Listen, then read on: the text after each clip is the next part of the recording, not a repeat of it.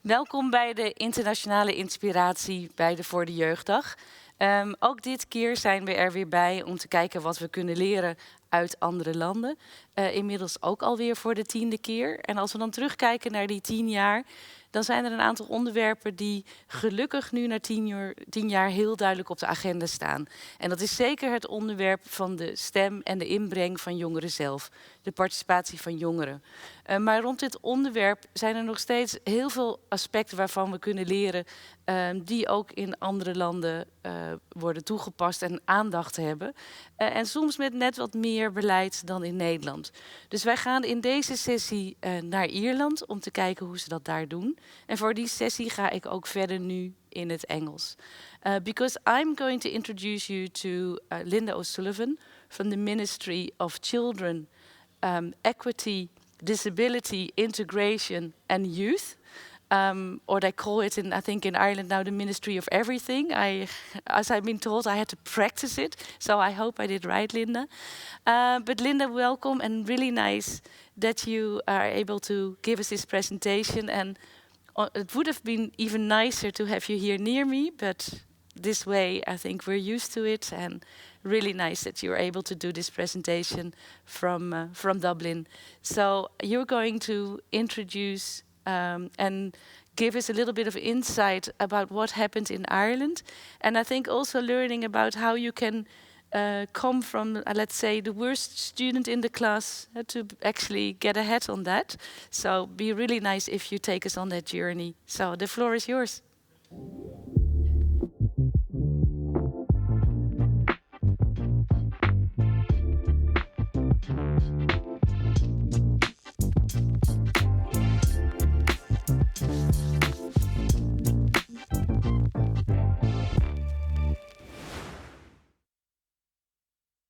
Thank you so much, Caroline, for that lovely introduction. And I am indeed sorry to not be there, but very honoured that you've invited me to talk about Ireland's journey in giving children and young people real influence and voice in decision making, and the long journey that we've been on from definitely worst in the class to hopefully making very good progress, and to a position that we're quite proud of the progress that we've made and the journey we've been on with this. So just to set Ireland's journey in the international, so firstly, my name is Linda O'Sullivan, and I work in Hobnanog. Hobnanog is a centre of excellence and coordination for children and young people's participation in decision making within the Irish government, in the Department of Everything, as Caroline has said, in the department that started as the Department of Children not so long ago. So just to set Ireland's journey in the international context, I think it's useful for you to see where our work started from and where we began. So I know you're very familiar with the United Nations Convention on the Rights of the Child, adopted in 1989, the most ratified human rights convention and a legally binding international agreement. So Ireland became a signatory to the convention in 1992 and has submitted its most recent report on the convention implementation earlier this year, in February of this year.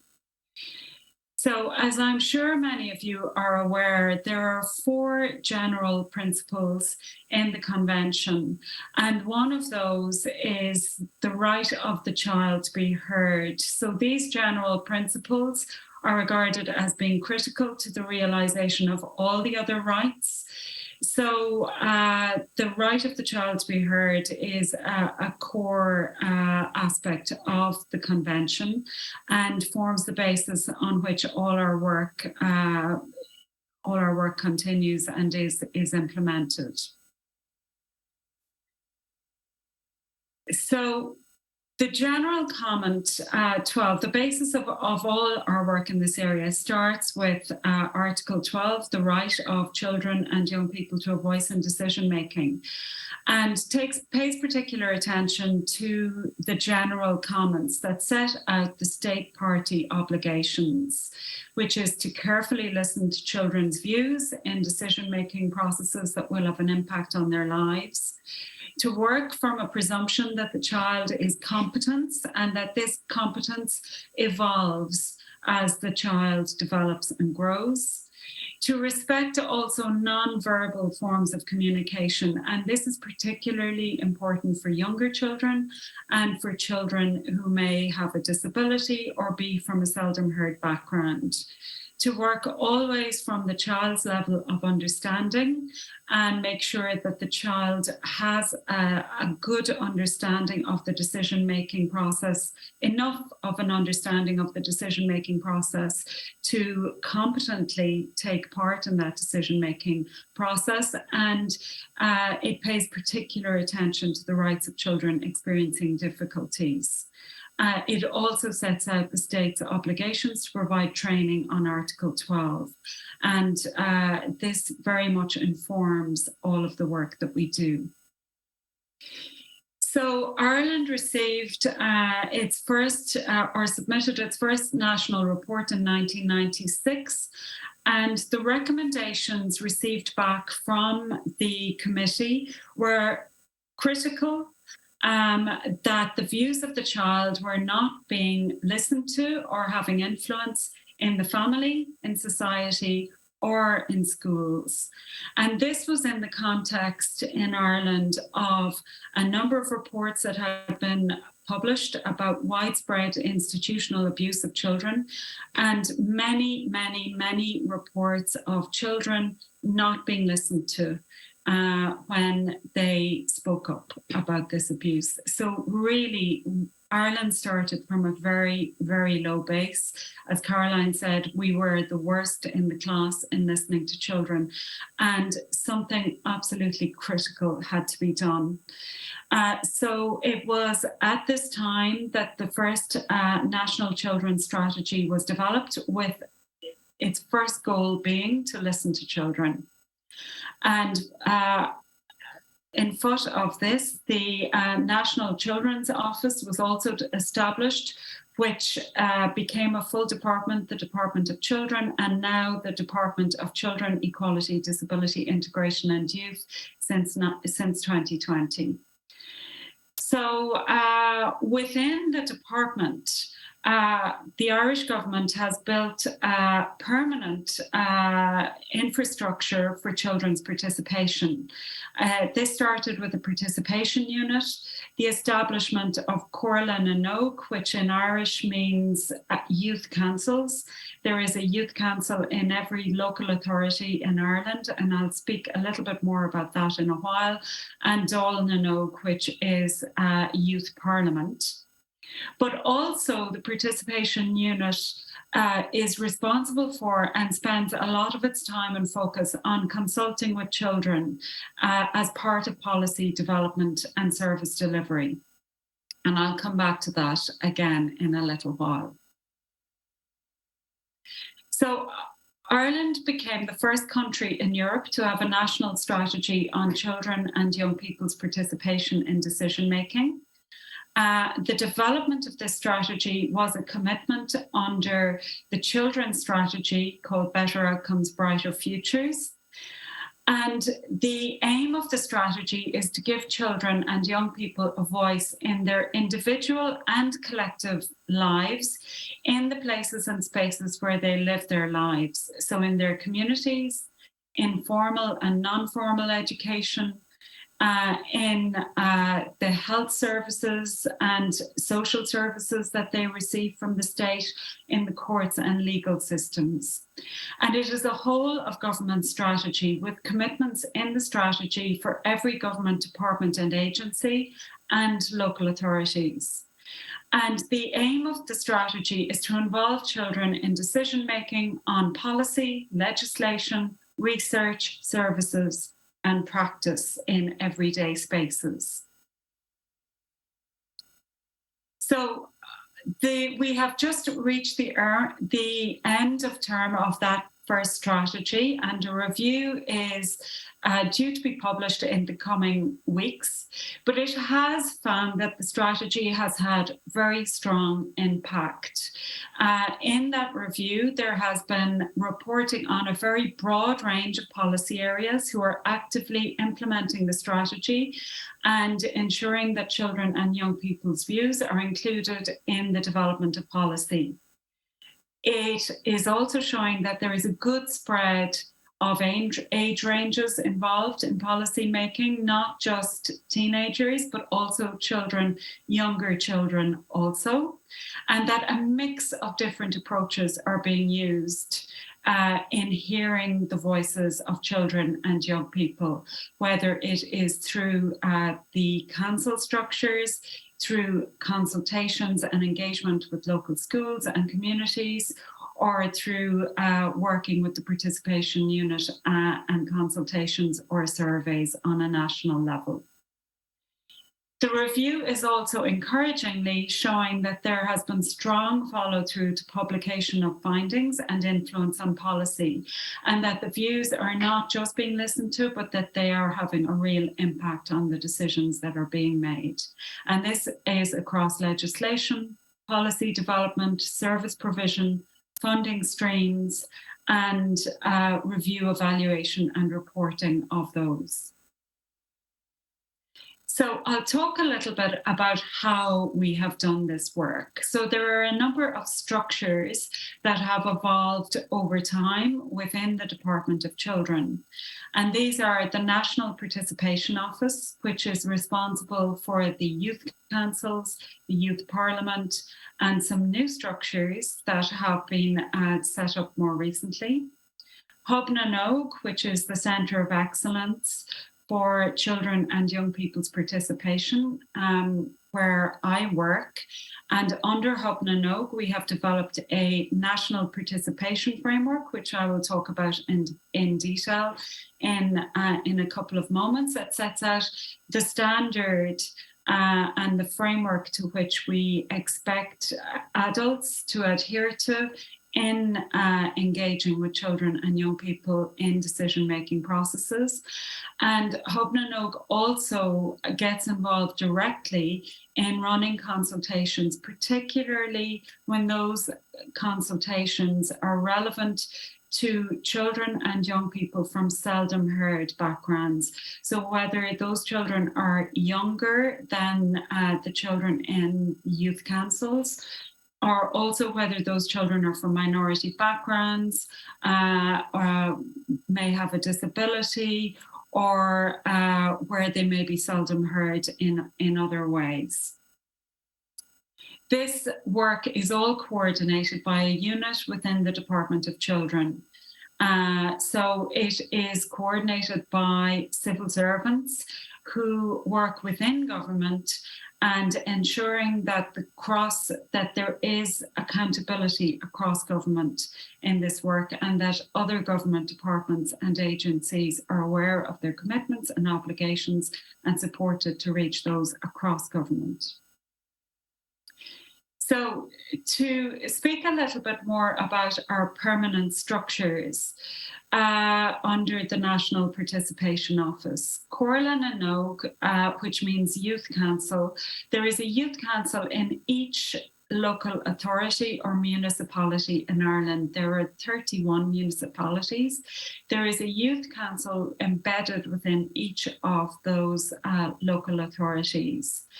And that youth council engages with the local authority in decision-making processes related to that will have an impact on children and young people. So whether those processes relate to the development of playgrounds, leisure spaces, library services, culture, sports, recreation, and planning, and obviously climate action and heritage.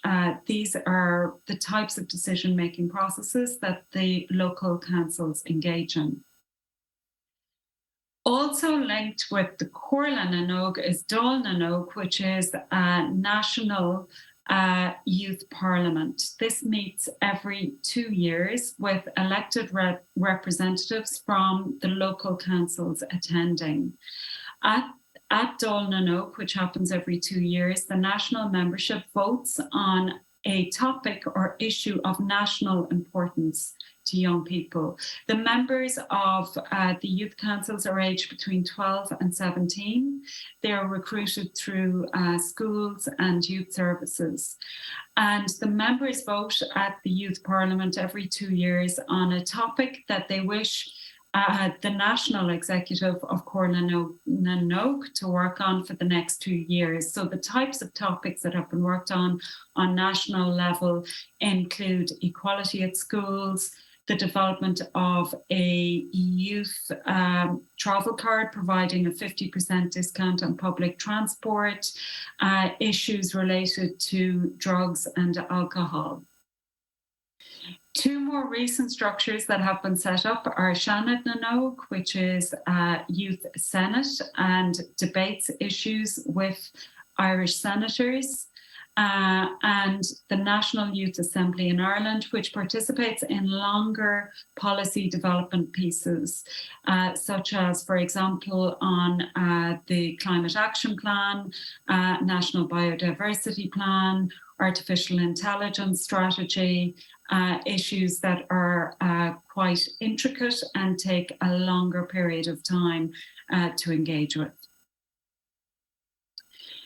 So coming back to the National Participation Framework, which has been developed by Hub na nÓg with Professor Laura Lundy and is based on the Lundy model, which works on the basis that voice is not enough. It is also important to give space to children and young people to ensure that their voices can be fully expressed. And just as importantly, to ensure that the views of children and young people are being heard by the correct audience, which is policymakers, decision makers who are in a position of being able to influence the decision-making process. And that these views must be given due weight in decision-making processes and have appropriate influence on the decisions that are made. So the participation framework supports organizations to improve participation practice in a very simple way. It is grounded in the Convention on the Rights of the Child and the Convention on the Rights of Persons with Disability. It's also grounded in national legislation and the participation strategy. And it was developed because there was a lack of clarity about what participation of children and young people in decision-making meant. It was agreed that there was a need for very concrete guidance on using a rights-based approach in order to counteract the poor understanding of the purpose of participation. And it addresses challenges and barriers in relation to everyday spaces, services, giving a voice in everyday spaces, services, and activities. So the main principle of the participation framework is that participation must be with purpose, that allowing or enabling children and young people to express their views is just one part of participation, but there must be a purpose to participation in order for it to be participation, which means that there has to be a piece of change that's in progress or a piece of work that's in development that children and young people can meaningfully inform. So the purpose, it has two interrelated factors. Firstly, the purpose of your organization, and secondly, the purpose of involving children and young people in decision making. The framework provides a guide to avoid children and young or adults getting stuck in the process of doing participation, of listening and creating opportunities for children and young people to speak, but not actually having a real influence on the decision-making processes that are happening. The aim of the framework is to ensure that the purpose of participation is to give a voice on both day-to-day activities and practice, but also the development of projects, programs, services, policies that are central to the objectives of your organisation. And the intention should always be that the views will influence an outcome or initiate change. So there are 9 overarching principles in the framework: that the process of participation is always transparent and informative. It is voluntary. Children do not have to participate if they do not wish to. It is respectful, and it is on topics that are relevant to children and young people's lives, and that children and young people are interested in being involved in the decision-making process around. It is child-friendly and meets children at the level that they're at, and is inclusive and non-discriminatory. The adults who take place in this work are supported by training, and it is always safe and sensitive to risk. And this is particularly relevant when decision-making processes might be related to children from more seldom heard or vulnerable backgrounds, or where the decision that is being made is related to a topic that may be sensitive. And that it is accountable, that the adults who are making the decisions are then accountable to children and accountable across government for the decisions that are made, in having heard and given due weight to voices of children and young people. But having also set out the boundaries of the decision-making process in a very transparent way, and having fully informed children and young people in advance of the process what the boundaries of the decision-making process is and what the possible influence they can have on the decision-making process. So what is children and young people's participation in decision-making? It is the right to a voice in decisions that affect them in everyday situations and strategic developments. It is believing that children and young people are capable of and have a right to agency. It's knowing that children and young people have different perspectives that are as important and valuable as those of adults. It is understanding that children and young people are not just the future of society, but they are their own present. They are the citizens of today and have rights as citizens of today. It also acknowledges that public policy is much improved when it focuses on the present lives of children rather than just their future as productive adults. And it acknowledges that listening to children and young people is key to understanding their present lives. The framework also sets out what participation in decision-making is not. And the decision was made to do that because there was so much confusion and fear around participation in decision-making, and fear in particular that participation in decision-making means handing over complete power to children and young people. So it was felt that the participation framework needed to actually state this is not what participation in decision-making is. It is about giving due weight to children and young people's views by acknowledging what they want and discussing with them the safest, most realistic and best decision, and giving their views due weight in that decision-making process. It is also not about believing they're the only experts in their own lives. It is believing that they are expert in their own lives, as well as the adults who are familiar with the situation and with the young people involved. It is also not allowing them to do things that are unsafe or violate their other rights, or violate the rights of other children. So it is balancing up the two principles and ensuring that children and young people are entitled to have decisions made with their best interests as the primary consideration. So the participation framework is based on the Lundy model. Professor Laura Lundy has worked with us from all the way through in the development of this framework. And her work is based very much on breaking down Article 12 of the Convention and with the general comments, setting out a full enactment of Article 12, in that voice is only part of the decision-making, is only part of participation in decision-making. And space must be, all children must be given space, particularly those who are seldom heard, and that adults have duties as the duty holder to make sure that their views are then given due influence in decision-making process, and to ensure that the decision makers hear the views of children and young people.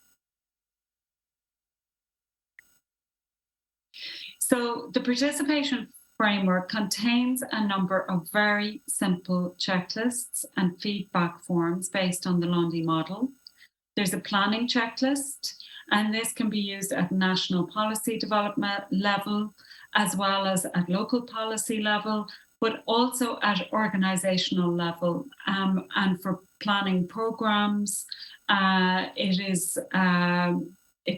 it has also been very robustly developed with policymakers, with children's rights experts, across all sectors, from pediatrics, education, youth services, youth justice, youth policing, social care. So it is, while quite simple, also very robustly developed. There's an evaluation checklist, again, to ensure that in policymaking processes, that the voice of the child and children has been realised to its fullest extent. And then it emerged in the development of the framework that an everyday spaces checklist was also required for everyday spaces where children and young people live their lives, particularly in the places where they receive their education, their after-school care, or in creches where they receive social services or healthcare, to ensure that in those everyday interactions, that children and young people are also included in the types of everyday decision-making that happens both at individual and collective level. And there are child and youth feedback forms for the child to give their evaluation of whether they feel their views have been taken into account in decision-making processes. So this is the planning checklist, which sets out some very straightforward but very robustly developed questions on how children and young people have been involved in the decision-making process from the beginning and not at the very end as a last thought, and how, in particular, that seldom heard children and young people how barriers have been removed to their participation, how they have been recruited, and how they have been enabled to have a full voice in the decision-making process. It also includes questions that set out accountability for the adults in the decision-making processes to make sure that the correct adults have heard the views of the children and young people, and that those views have been given due weight. It also sets out how transparency is established in providing clear communication to the children and young people to enable them to understand the decision-making process, to understand the boundaries of that decision-making process, and then to feed back afterwards to let them know what has been done with their views and what decisions were taken. So the participation framework is supported by capacity building. It takes the form of training and grants across all sectors, and also collaboration with educators. So we are collaborating with stakeholders across all sectors that provide services for children and young people. So all the major agencies, Child and Family Agency, police, legal society, all sectors, education, both at pre-service where professionals are trained for service with the universities, but then also with all the continued professional development organizations and licensing organizations. We collate case studies of best practice and collaborate in research to make sure that our methodologies and are meeting best practice for all cohorts of children and young people. So we have a working group for the participation of children and young people with disability in participation in decision making, and a working group for children under the age of 5. So we're starting to look at developing methodologies to involve very, very young children in participating in decision making. In the last 2 years, the types of consultations that we have worked on are broad.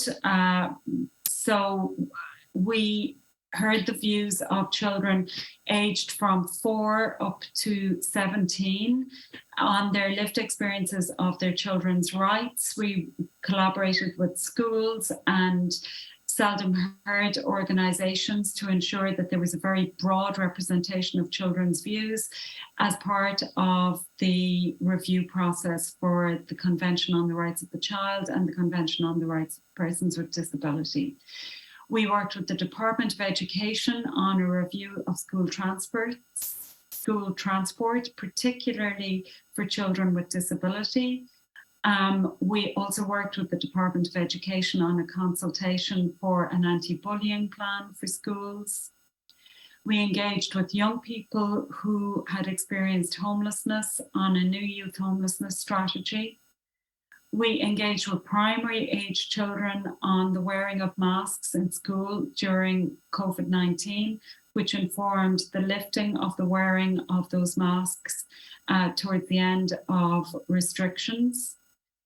We engaged with children and young people on the impact of COVID-19 on youth mental health and well-being. We've engaged extensively with young people on the Climate Action Plan and the Youth Assembly. There is a permanent Youth Assembly working in collaboration with government on the renewal of that Climate Action Plan on an annual basis. We consulted with young people on the Environment Protection Agency strategy, and on young people who had been through the family courts on the development of a new family justice strategy, which was an example of a sensitive topic and a very hard to reach cohort of children and young people, because there wasn't any one government agency that worked with families in this area. We also engaged again with children who had been through, who were in the care of the state in the review of the Child Care Act. Again, another very seldom heard cohort. We work more broadly with primary and post and primary age children and teenagers on the Creative Ireland strategy. And we heard the views of additional seldom heard cohorts of children and young people, such as children from ethnic minorities, young carers, young travellers in the development of the Next Children's Strategy. So I hope that gives you a broad idea of the way that we have worked in our journey from really being at a very low base in listening to children in Irish society and in the services delivered to children, to really having come on a journey around that, where it has now become standard practice for policymakers at local and national level to have processes in place to ensure that children and young people are included in decision-making processes, but also working with partners across all sectors, from teachers to early year educators, to healthcare providers, police, social workers, in ensuring that the same standards. We still have a journey to go. We're not perfect, but we're working very hard in making sure that this framework is understood across all sectors, and that children and young people receive the same approach and the same consistency in relation to their voices being heard in all the spaces and places where they live their lives. We continue to work on it, and into the future, it is really in this area of building capacity and training with the participation framework that we continue to work with our partners in teacher education, in early years, in youth services, in seldom heard organisations, and across government and government agencies. So thank you very much.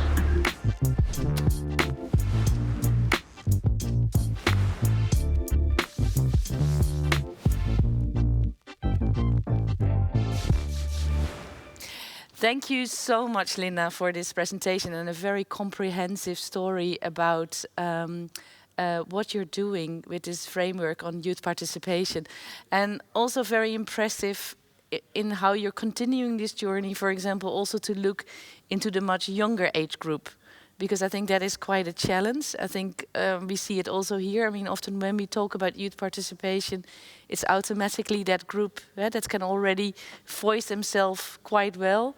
As they say it in the conventions, their capacities in that sense have evolved, but very interesting to learn more also about how you reach the younger group. There are quite a lot of questions, and we have a few minutes left for that. I'm coming back to one of the questions that are being asked, but I also saw one question coming by that I think is be interesting also to hear from you about, because you're telling the very interesting story from your perspective, from the Hop na Nog. But have you also received feedback from? Have you received feedback from the children and young people that have been consulted? How they have experienced this new approach? Have you got some feedback from them? Yes, we have. And an important part of our work is to ensure, to evaluate and use the evaluation forms that we've developed in each of these consultations to make sure that we get the view directly from the children and the young people who have been involved and how they feel their voices were heard. And into the future, we continue to place a lot of focus and emphasis on going back to children retrospectively and examining their understanding of the influence that they had in decision-making processes. So we will be looking at doing a lot more work in the area of influence into the future, and also following up retrospectively on the policy impact of children and young people's views. We have, if we had more time, we have some lovely videos with children of a range of ages talking about the impact of being able to give their views in decision-making processes. And they speak a lot about the confidence that it has given them to give their views. We had a particular success with our youth council structure last year, in that they proposed to government a youth travel card, which was accepted by government in the budget at a cost of 25 million per year, to give young people a 50% reduction in the cost of public transport, which particularly had a very big impact for young people who lived in rural areas and were felt isolated. So it was a very big success for youth participation. Yeah. Unfortunately, we won't have the time to go into the videos, but I think you've showed some materials that would be interesting. So somehow we will have to see how we can get them across to the people here as well. So we'll look into that. I think your checklist also, was very interesting. Just also looking at the time, I think there's time for one question, and that is more turning towards the other side, and that's the level of the municipalities and all the other policymakers that were involved. Was it voluntary that they could join? The fact that you were saying that they all have a youth council, how did they get involved in the process, and how did they react to it? And how are they looking at it now? Is it something that they find as a benefit, or more they find it difficult to have these youth councils? So it was not voluntary. It was set out that it was required. And there was some funding provided for local authorities to run these councils. In many instances, this funding is used to employ somebody who works as a coordinator for the council. And what we have found is that councils have it has been an evolving journey. So, and it has also varied from council to council and local authority to local authority. But we're working very hard again to build capacity and training across local authorities to make sure that the standard is consistent across local authorities. And we have found over time, this takes quite a long time, but over time, local authorities are becoming more comfortable with this work, more used to this work, more embedding it more in their processes from the start, and going out and consulting with children as a first step in a policy-making process, rather than something they remember to do at the very end. So it has been a long, slow, transformative journey, but it is becoming a more natural process within the ways in which officials work and do their business in the development of policy or planning programs or funding streams. It takes time, but it becomes more natural with time. Yeah. Thank you very much. Unfortunately, I think we have to get to a round off.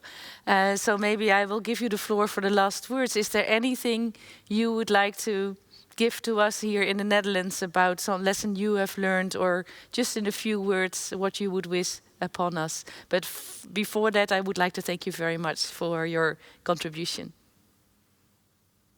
Thank you very much, Caroline. I really, I suppose what I will say is that participation is a journey, and our practice is certainly not perfect, but regardless of where an organization or an individual or a policymaker is in its practice, there is always room for improvement. And it is not to be afraid of. You should never let fear stop you from progressing in this, because it will lead to better policy, better programs, better services.